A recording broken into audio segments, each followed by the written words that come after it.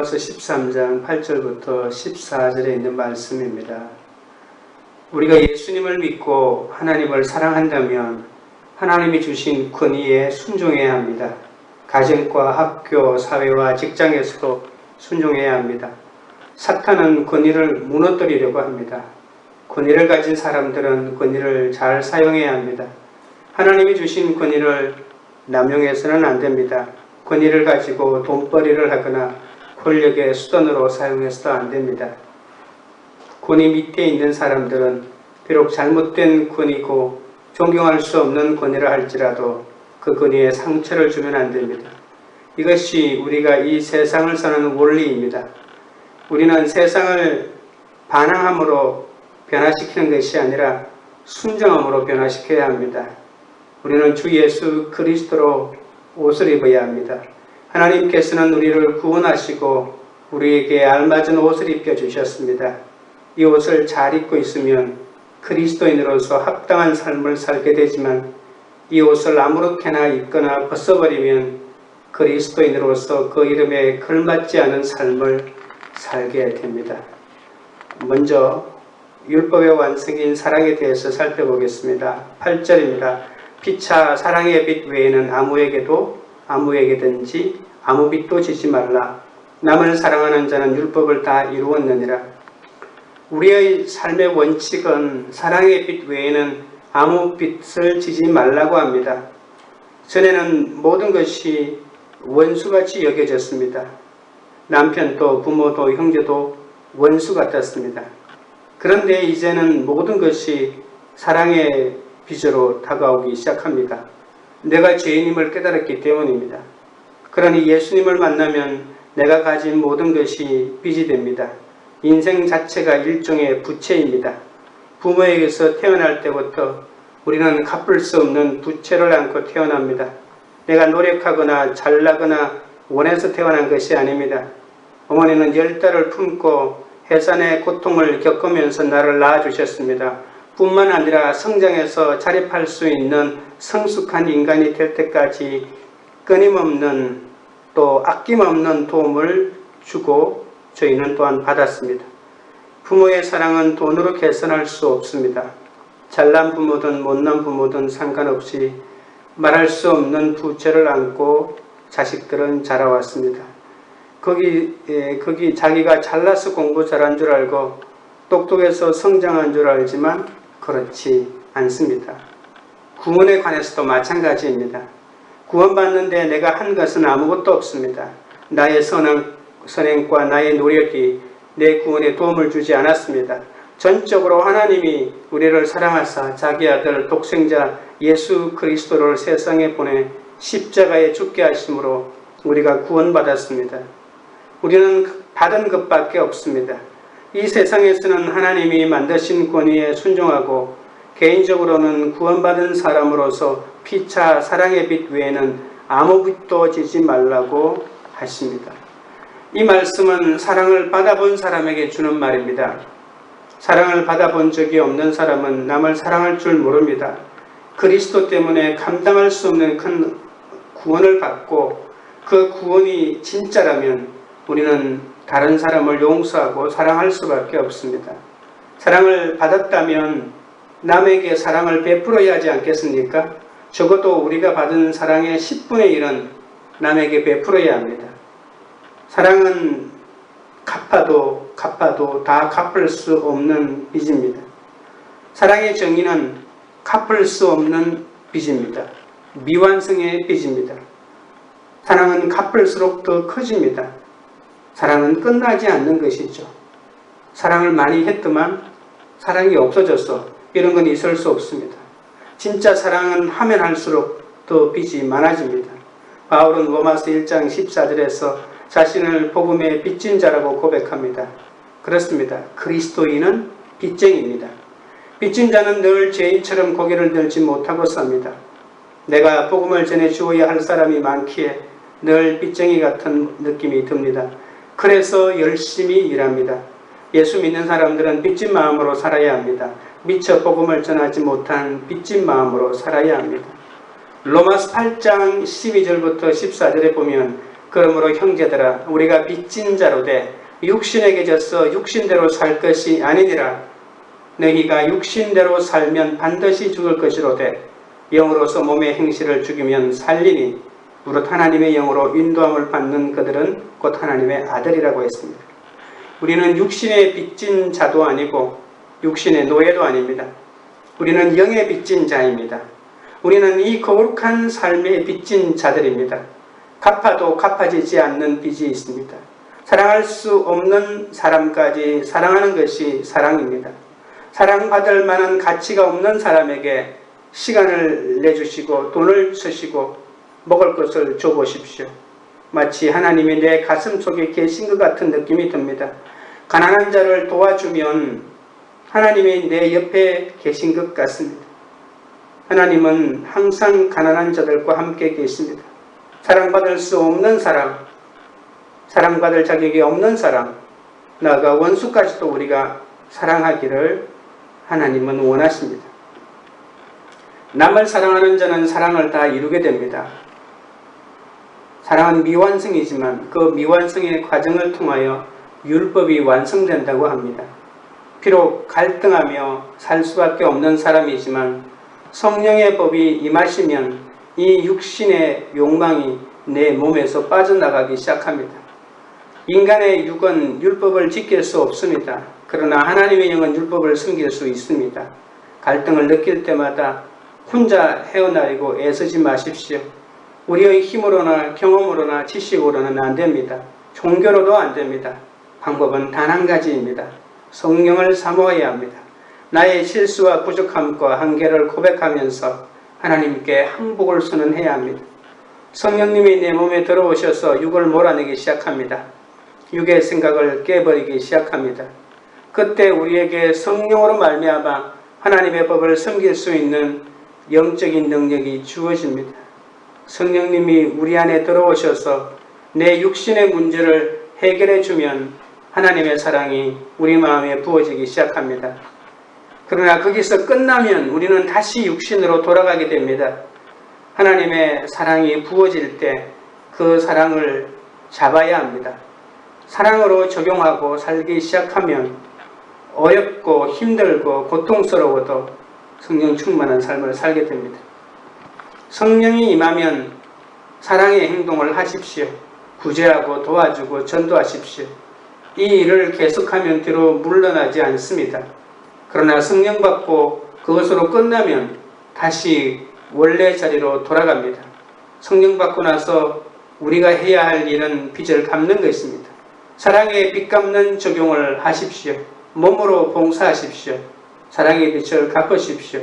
그럴 때 우리의 믿음이 자라납니다. 이 일을 할 때는 고통스럽고 손해보는 것 같지만 언젠가 열매를 맺게 됩니다. 오늘 사랑의 빚 외에 어떠한 빚도 지지 말라고 하신 것은 모든 빚이 우리의 마음을 좀먹고 무너뜨리기 때문입니다. 누군가에게 빚을 지면 자존심이 무너집니다. 빚을 지고 사는 사람은 인생이 비참해집니다. 빚을 갚으려고 또 다른 빚을 지니 뭔가 숨기는 것이 생기고 대인관계가 순수하지 못합니다.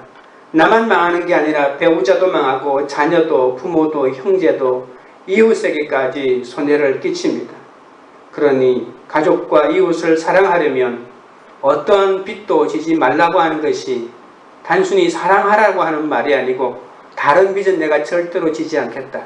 내가 노력하고 나에게 걸맞는 삶을 살겠다고 하는 이런 다짐과 결단이 있어야만이 다른 빚을 지지 않고 오직 사랑의 빚만 질 수 있다라고 하는 것 또한 우리에게 명심해야 합니다. 9절입니다. 간음하지 말라, 살인하지 말라, 도둑질하지 말라, 탐내지 말라 한 것과 그 외에 다른 계명이 있을지라도 내 이웃을 내 자신과 같이 사랑하라 하신 그 말씀 가운데 다 들었느니라.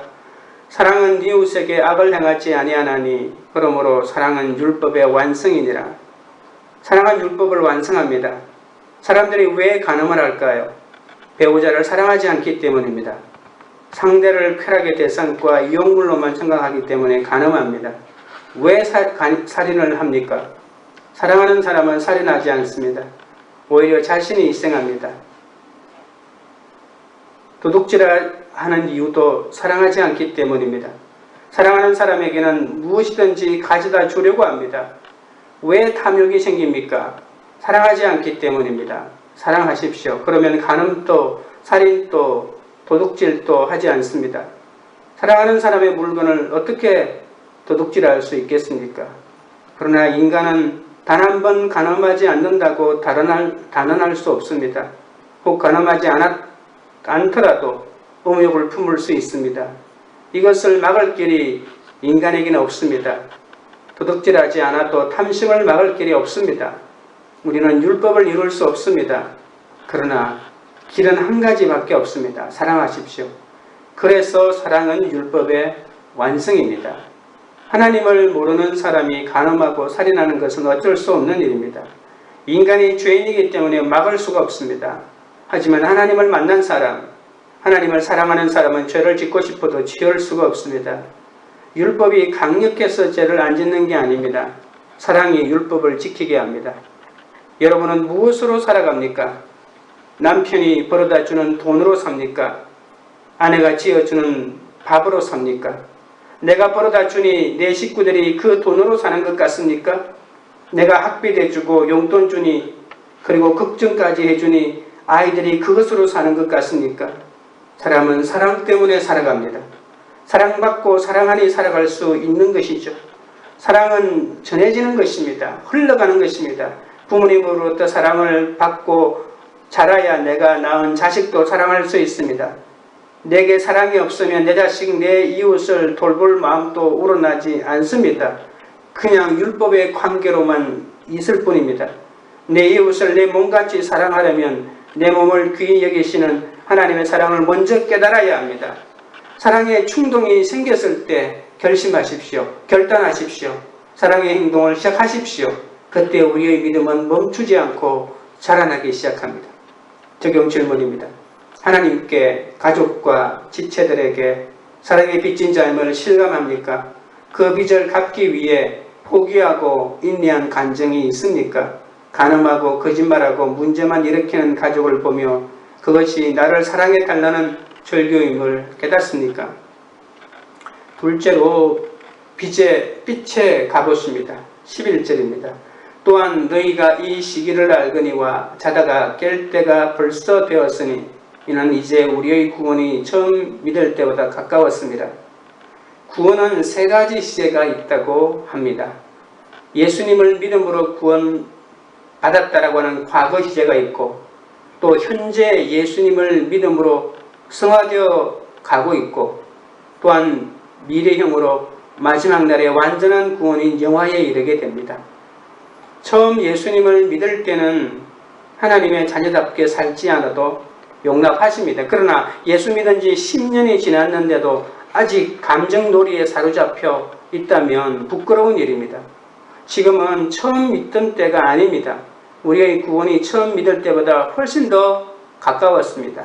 이제 우리의 믿음은 완성 단계에 들어가야 합니다.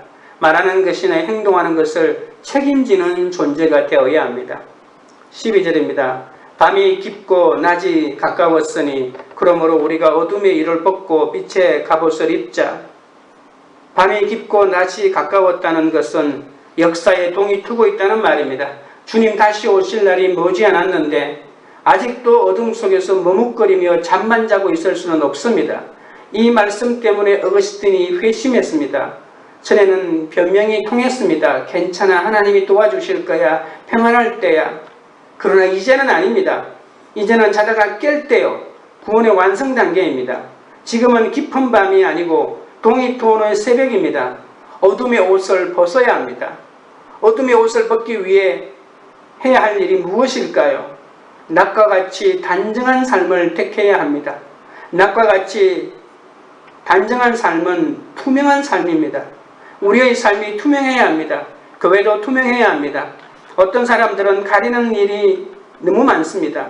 말 못할 일이 너무 많습니다. 부끄러움이 없는 삶이 예수님이 원하시는 삶입니다. 어둠을 벗어버리는 것은 당신 안에 숨겨져 있는 어두운 부분을 숨기지 말고 모두 뒤집어서 보여주라는 말입니다. 낮과 같이 단정히 행하는 삶입니다.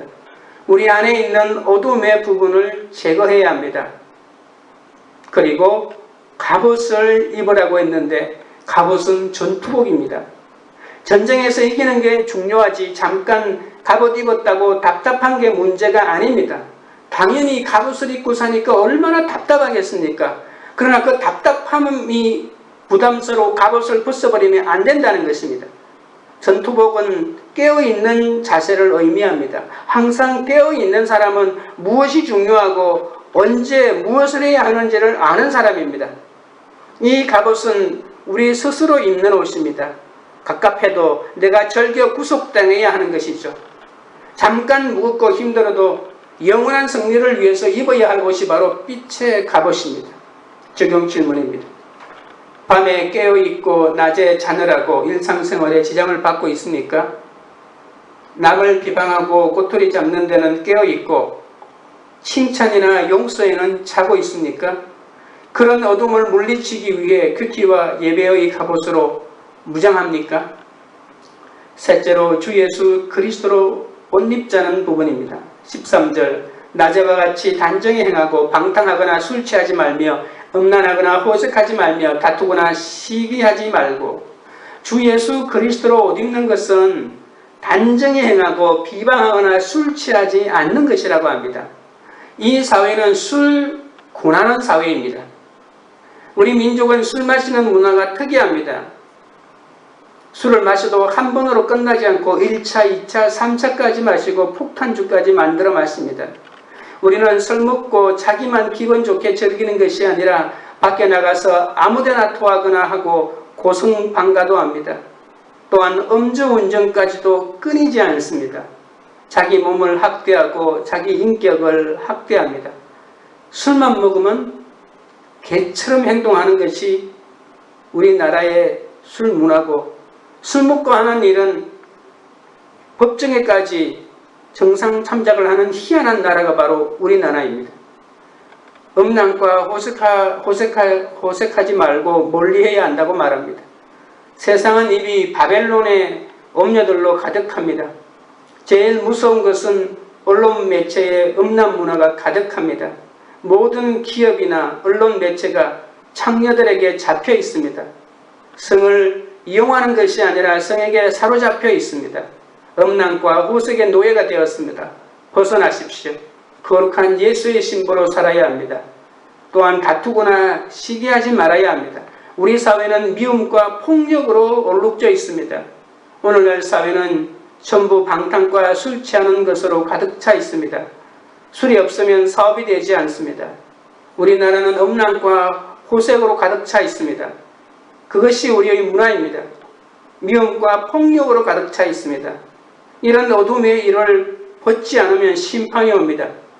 심판이라고 하는 말은 단순히 급을 주기 위해서 하는 말이 아닙니다.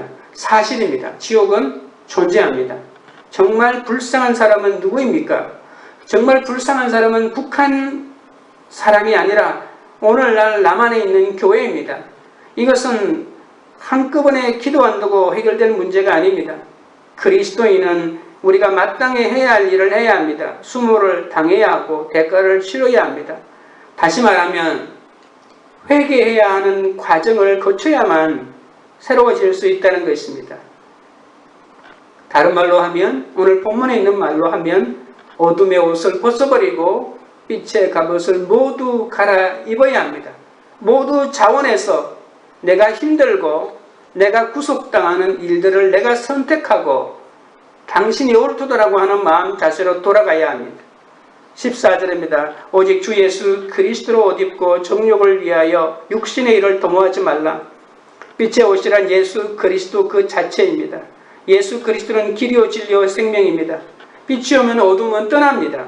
우리에게는 어둠을 몰아낼 능력이 없습니다. 그러나 빛을 받아들일 능력은 있습니다. 내가 어둠을 몰아낼 수는 없지만 빛이 내 안에 오면 그 빛이 어둠을 몰아낼 것입니다. 예수님을 영접하고 그분 앞에서 겸손해야 합니다. 예수님이 우리 안에 있는 어둠의 세력을 몰아내줄 것입니다.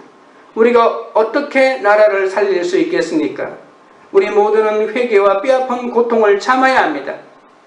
위기라고 말들은 많이 하지만 나부터 먼저 회개할 생각은 하지 않습니다. 잘못은 소수가 있지만 대가는 우리 모두가 치러야 합니다. 내가 잘못하지 않은 일까지 내가 그 대가를 치르는 것이 바로 십자가입니다. 다른 사람을 비판하지 않고 욕하지 않고 돌 던지지 않고 냉소적으로 반응하지 않으면서 이 일을 영적으로 우리의 책임으로 내 책임으로 십자가를 같이 지고 어린 양의 고난에 동참하면서 이 사회와 이 민족을 구원해낼 수 있는 사람들이 바로 그리스도인 뿐입니다. 내 힘으로는 누구를 용서할 수도 없다는 것을 날마다 말씀으로 봐야 합니다. 그래서 내가 입은 옷이 더러운 것을 알면 얼른 새 옷으로 바꿔 입게 됩니다. 매일매일 내가 입은 옷이 더러운 것이라는 것을 깨닫고 바꿔 입는 것이 바로 그리스도인의 삶입니다. 그렇지 않으면 날마다 육신의 일을 도모합니다. 정욕대로 미워서 살인하고 다툴 수밖에 없습니다. 사랑이 사람을 살립니다. 가정에서, 직장에서, 공동체에서 날마다 죽는 십자가 사랑이 나를 살리고 다른 사람마저 살릴 수 있습니다. 다른 사람을 욕하기는 쉽습니다. 그리스도인은 욕하는 사람들이 아니라 고난을 받아들이는 사람입니다. 그리스도인과 교회는 세상의 소망입니다. 매일 자발적으로 모이는 조직은 교회밖에 없습니다. 교인들이 회개하고 나라 살리기 위해서 기도해야 합니다. 열방에 가서 복음을 전하려고 해도 우리나라 정치가 수준이 있어야 하고 경제가 안정되어야 하고 문화 수준도 높아야 합니다. 그래야 우리 말을 듣습니다. 우리가 복음을 전하려면 우리 민족이 잘 되어야 합니다.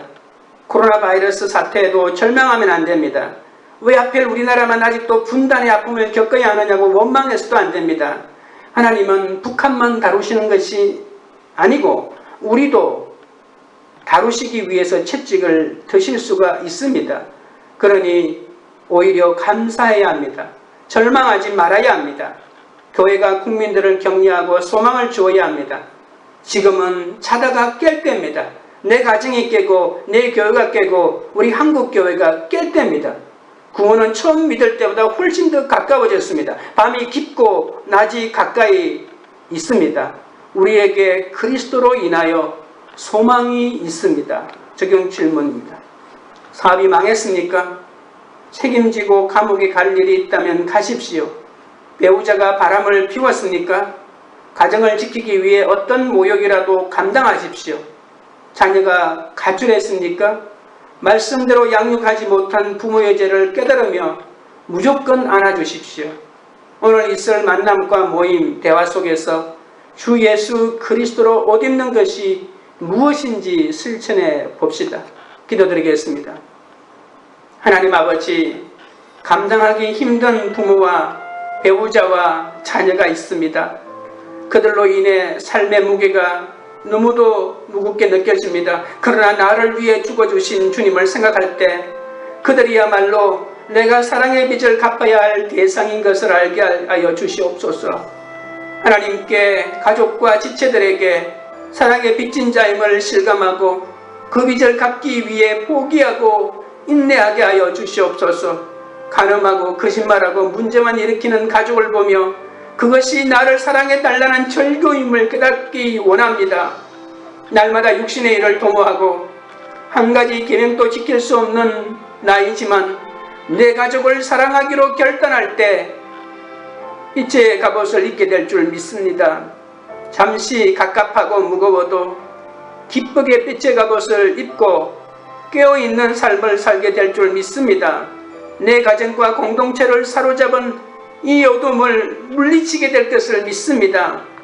밤에 깨어있고 낮에 자느라고 일상생활에 지장을 받지 않게 하시고 남을 비방하고 꼬투리 잡는 데는 깨어있고 칭찬이나 용서에는 자고 있는 나를 불쌍히 여겨 주시옵소서. 이제 어둠을 물리치기 위해 큐티와 예배의 갑옷으로 무장하게 하여 주옵소서. 힘들고 막막한 사건에서 주 예수 그리스도로 옷 입는 것은 결국 십자가를 지는 것임을 깨달았습니다. 나를 부인하고 죽는 것만이 살아나는 길임을 알았습니다. 어떤 절망에서도 사람을 살리는 것이 사랑입니다. 그 사랑을 실천하기 원합니다. 묵묵히 들어야 할 말을 듣고 용납하며 하나님이 묶어주신 내 가족을 사랑의 십자가로 잘 지게 하여 주시옵소서. 사업이 망하고 내가 책임져야 할 잘못은 책임지기를 원합니다. 물질이 파산 직전이고 배우자가 바람을 피워도 가정을 지키기 위해 어떤 모욕이라도 감당하게 하여 주시옵소서. 자녀가 가출해도 말씀대로 자녀를 양육하지 못한 부모의 죄를 깨달으며 무조건 안아줄 수 있도록 인도하여 주옵소서. 오늘 또 누구를 만나든 무슨 모임에 있든 어떤 대화 속에서도 주 예수 그리스도로 옷 입는 삶을 살게 하여 주옵소서. 광교우리들 교회가 연약하기 짝이 없지만 주님의 사랑을 부어주셔서 만든 공동체임을 감사드립니다. 이제 주님의 사랑을 실천하는 공동체가 되게 하여 주옵소서. 작은 일부터 행하는 공동체가 되게 하여 주옵소서. 우리는 연약한 존재이고 실수가 많은 존재이지만 하나님의 경고를 무시하지 않게 하시고 가정을 살리고 교회를 살리고 나라와 열방을 살리는 데 앞장서는 공동체가 되게 하여 주시옵소서. 예수님의 이름으로 기도합니다. 아멘.